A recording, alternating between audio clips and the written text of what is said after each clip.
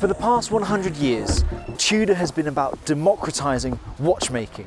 And now, in the 21st century, they have for the first time opened their doors to us, to their suppliers. So, come with us on a journey to see how one watch is made from start to finish for the very first time.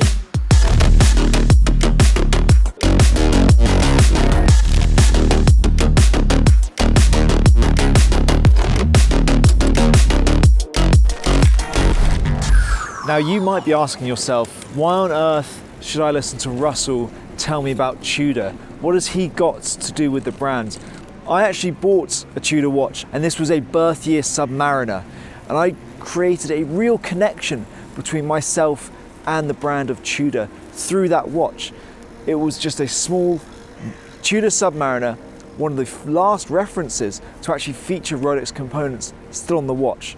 And so for me, it's fascinating to see how the Tudor manufacturing process has evolved from relying on Rolex components that came with that watch to now having this entire supply chain that they rely on completely removed from the big brother brands. And so now let's dive in and see exactly how these watches are made from scratch. We begin this journey by landing in Geneva Airport and driving northeast into what can only be described as the heartland of watch world, past the Vallée du Joux and up to the northern tip of Neuchâtel, where we find the quaint town of Tramelan, which is the location of EMP, the genesis point for all Tudor movements.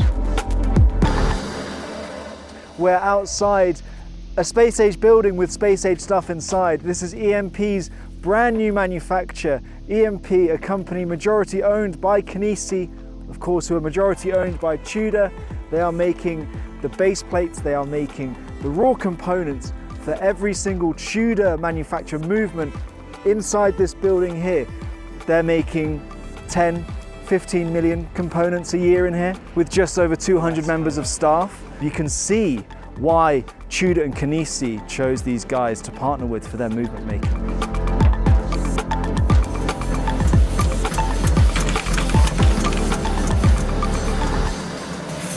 So you can see just how fast this brass ribbon is shooting along this machine. That is because these guys are making 10 to 15 million components a year in this building. So once that ribbon is shot through into this machine, it is pressed with 80 tons of pressure into these banquettes or trays. And so this is the blank component that goes into the base of every single Tudor watch. Every bridge, every main plate, it begins life just like this, and it is shot out of that tube down there.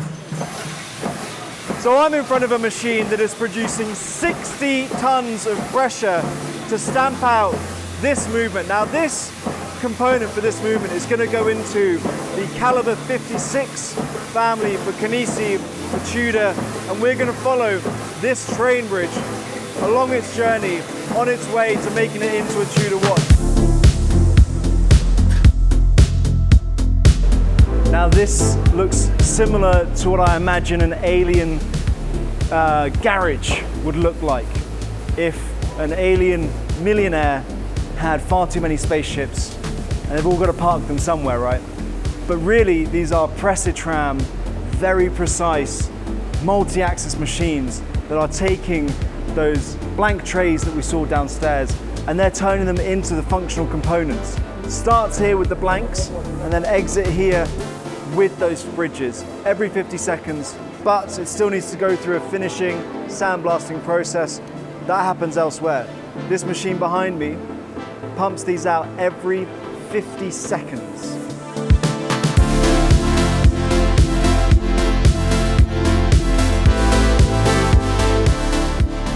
So despite this being an incredibly automated process and the machine doing its own QC to the level of microns, there's still a human element at play here. We still have an expert at a bench making sure those tolerances are still in check.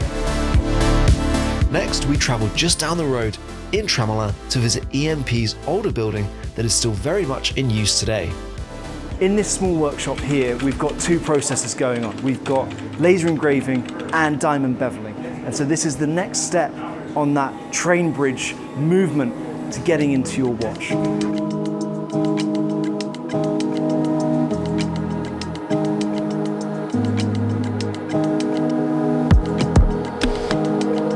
So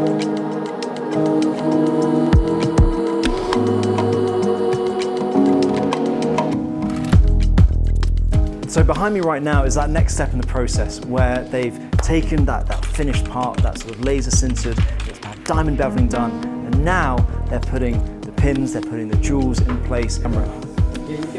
This process may look like just any other automated process, but go back just a couple of decades in watchmaking, and setting a jewel is a manual process that you've got to play with the height of that placement to gain that milliseconds of accuracy over a day.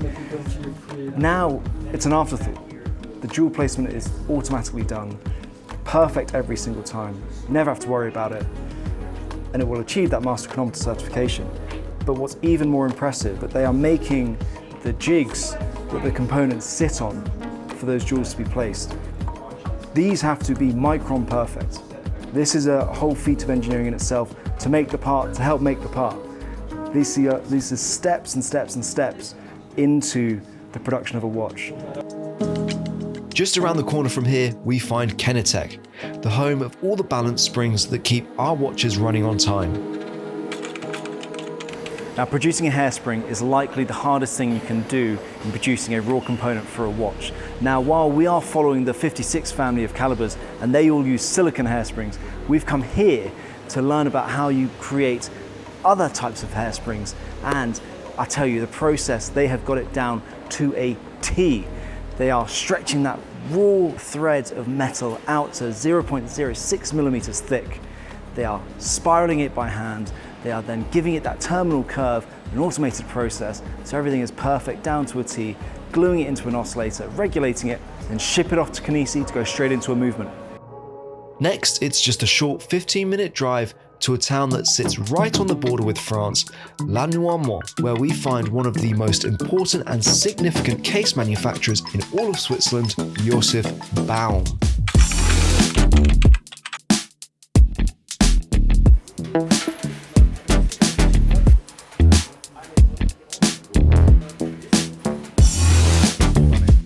So we're in Josef Baum and they are doing the cases for the entire industry, but we're here to talk about Tudor and the two processes that their cases go through. There's a cold stamp and a hot stamp. Cold stamping, you've got up to 20 steps, and you're going to have an annealing step in between each stamp where it's heated up, heat treated. Hot stamping, this is for your titanium and your bronze at Tudor, and it's going to heat up to about 750 degrees. It's going to get pushed down with up to 280 tons of pressure. One stamp, done, and that is it. And that's what we're seeing right now.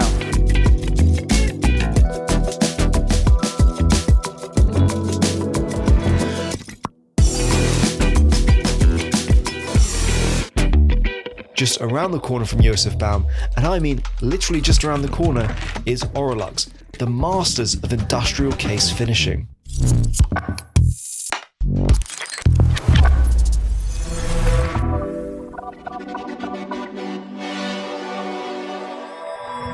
Okay, so now how do you get from a blank stamped case to the finished product that you're going to see on your wrist? There are a lot of steps that go into that, and that's why we're here at Orolux, where they do this 12-step process. It's happening in this machine behind me, and that is going to take that blank we've just seen over at Josef Baum and transform it into a case that's actually ready for assembly. It takes 90 seconds to do the back of the case, another 45 seconds to do the front, and then it's going to add in the threading, so you can screw in the case back. It's going to add in the attachments, so you can put the bezel on the front of the case, and then all of a sudden we're nearly at a complete watch. So let's go and see the next step.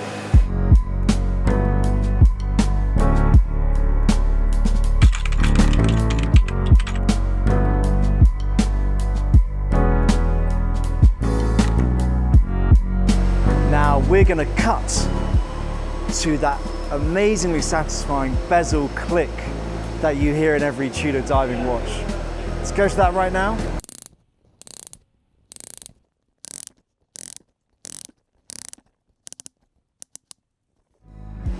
Satisfying, right? But how do you make that click so satisfying? Well, it's thanks to this machine behind me here, and a 6-minute process where we get those raw bezel clicks from Josef Baum into here at Orolux, and they go through this machine various stages of creating the knurling, of getting it finished to perfection, so it creates that sound which is just oh so satisfying. But as we all know, it's functional. You've got to make sure that that bezel doesn't turn too easily. You've got to make sure that it turns under just the right amount of pressure and that it turns exactly on every click. So it's a precise process, and that's why it takes 6 minutes to do a bezel, but only 2.5 minutes to do an entire case. Did you know that a Tudor case has an exclusive type of finishing on it? Grab your Tudor watch and take a look at its lug. You're going to notice that there is a brushing that follows the curvature of the lug. This is called helicoidal. Now this is something done by this machine behind me and this machine only, and it is only done for Tudor watches. Yes, here at Orolux they deal with every brand under the sun, but this machine will only ever see a Tudor case. Now what I'm holding here is a prepared Tudor case with what they describe as a type of nail varnish. Now this is to protect a hand polished surface that is on the side of each case, but they also use this to highlight if there is any spot that the helicoidal polishing hasn't actually touched yet. And so you'll see a bright pink show up if it hasn't touched part of that lug. That's pretty cool. I didn't know that about Tudor case finishing. There is an exclusive finish on those lugs, but now I've seen it, I've got this new appreciation for just what goes in to these finished cases on your wrist. Now we've snuck in here at the end of the day. This is the final step in the case assembly process, and it is perhaps the most hands-on step in the process as well. The only part of this process that is automated is the insertion of the crown tube, and then everything else, as you can see, is done by hand. So we are putting bezel on case, we're putting case back on case, we're putting the crown onto the case, and then we're making sure that it's water resistant, watertight, ready to go, ready to ship over to Tudor for the final assembly. It's going to have to be water resistant tested first, but this is the final step. Now these massive loaders behind me, you might not know what they're doing right now, but they are actually loading these long metal bars that have been pre-shaped, pre-formed to the curvature of the component that they're going to be printing out. So here we have a part of a clasp, and as all good Tudor clasps, they've got this curvature to them, so it wraps around your wrist. That curvature comes pre-stamped from the supplier for these rods. So all these machines have to do is just cut out the shape. There's no forming after they've been cut out. It actually makes them a bit more solid when it's on your wrist.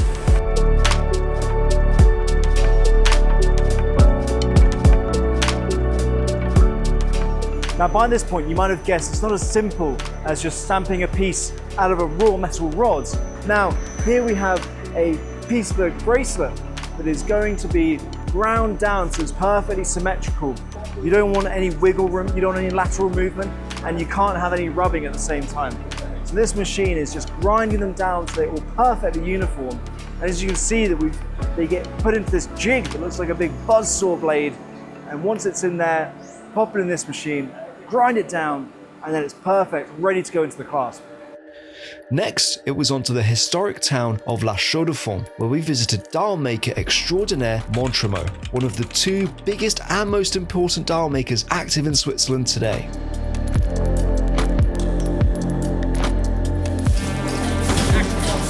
This is how every dial starts its life. It is just a big roll of brass. This one has already gone through a couple of processes.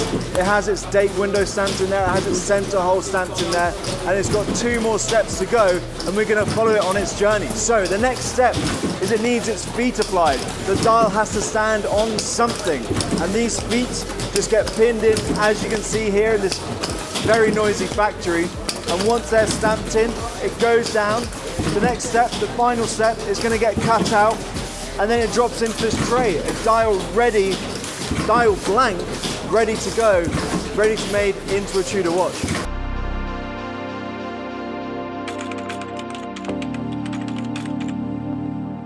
Okay, so we've seen a lot of machine-orientated, automated processes here, but this is probably the most colourful and the most hands-on part of making a dial, and that is applying that pop of color for those daring collections, flamingo blue and that bright pink that we've seen on the chronographs, and we've just seen it here, but they are doing 8 layers of this lacquer, and it's all done by hand, and judging the color is all done by eye.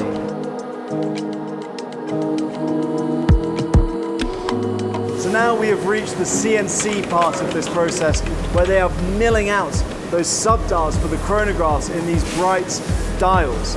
Now, this is all done by a CNC machine, but I just had explained to me by the owner of the company that they don't fully automate this process because the batch size is so small, and he's got to make sure that they are within a tolerance of plus minus 300ths of a millimeter. You've got to get everything exactly right. Using this diamond tipped burr, drilling out those sub-dials to reveal that raw brass underneath.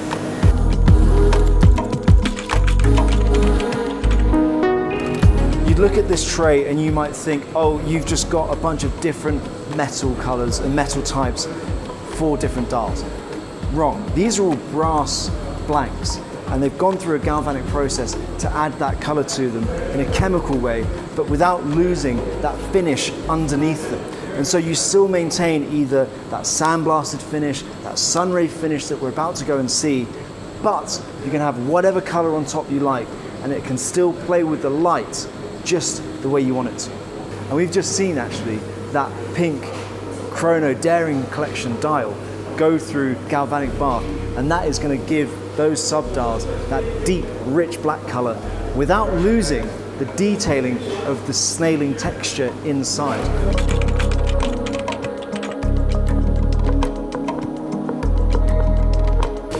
So those bright, reflective, animated sunbrush dials, this is how they're made. This is where they're made. They go through this 4-step process. We've got 3 of them laid out here for you. They come in to this room as just a blank brass dial, and we saw those getting cut out earlier. Then they get coated in silver, purely because silver is a softer material, so you can apply a brushing to it a lot easier, rather than perhaps a rhodium plating.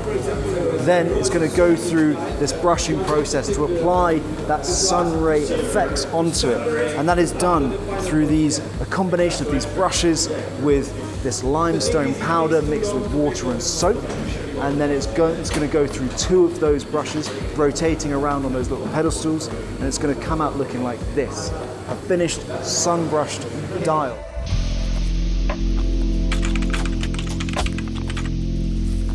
And this is the pad printing process. Now, this is something that a lot of watch lovers will be quite familiar with, but for me, this is where a dial really generates and really gains its functionality and a lot of its character. So they're using these soft silicon molds. They're pressing onto a mold that already has an etched out version of the dial. Ink is scraped over that, and then it's pressed onto the dial. Perfect precision every single time. It is partly automated, but you still need that eye and that human hand to make sure it's done excellently and perfectly every single time.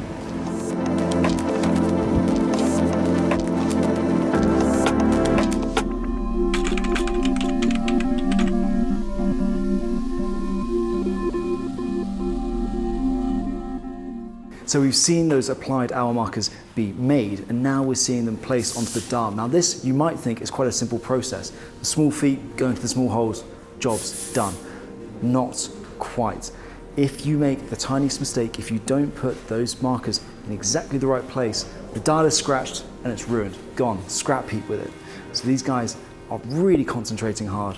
I'm distracting them a lot by talking next to them, but they're doing a great job.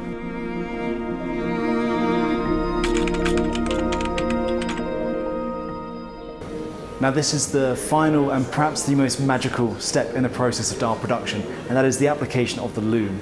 Again, just like those applied markers, this is all done by hand. This has to be done really carefully because you are putting a tiny amount of lume into a tiny little spot on the dial. So here they are mixing this powder into a glue almost. This is then loaded into her pen, which is then controlled with a little foot pedal underneath the desk, so she can precisely get the right amount of lume into each marker every single time. Finally, it was time to see how all of these components come together.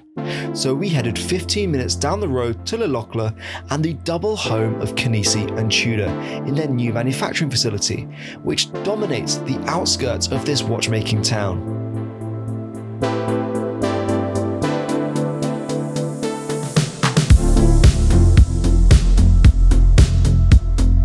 So we've got two things going on here. We've got the final construction of the movement and we've got testing going on at the same time. But the amazing thing about this space, what Kenitech have done, is they have prioritized and optimized the human touch. So they've made sure that every time a human is touching the watch, they are doing it with maximum efficiency. So to do that, they've got this automatic conveyor belt system, which to me kind of looks like those sushi conveyor belt restaurants, and that is delivering a movement to the watchmaker every single time, the exact right movement when they need it. And each movement is mounted inside a plastic holder with an RFID chip, which allows Kenitech to track each individual movement, who's touched it, when they've touched it, what they've done to it, and who it's going on to next. Once they've constructed a movement, minus the automatic winding system, they're going to put it into this machine here. This robotic arm is carrying out cost level testing to make sure it fits inside cost regulations.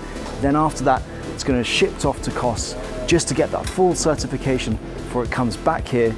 The automatic winding rotor system is put on and then just taken next door to Tudor to become a full watch.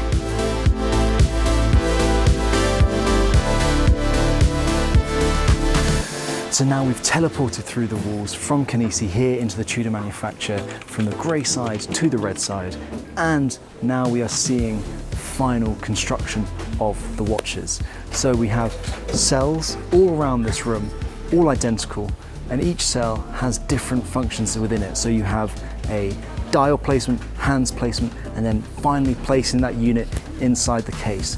Once it's been put inside the case, it is ready to be shipped upstairs to testing, where they're going to test up to that METAS quality standard.